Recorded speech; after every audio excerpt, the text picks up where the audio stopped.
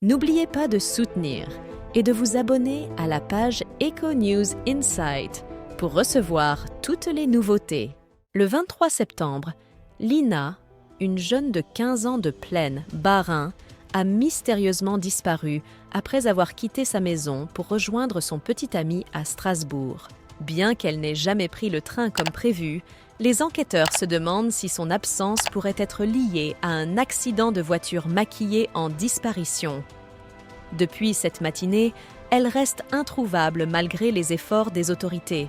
Après près de 3 mois, le mystère persiste et les enquêteurs poursuivent leurs investigations pour éclaircir les circonstances de cette disparition troublante. Depuis le début de cette affaire, les enquêteurs ont exploré plusieurs pistes, mais celle suggérant un accident de voiture maquillée en disparition a été écartée par les gendarmes.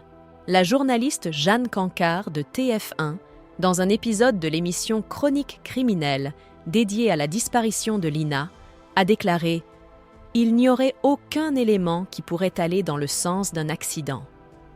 Louise Colcombette, journaliste au Parisien, partage cet avis en soulignant qu'aucun élément corroborant cette hypothèse n'a été trouvé sur les lieux du prétendu drame. Pas de traces de choc, pas de marque de freinage, rien qui soutienne cette idée.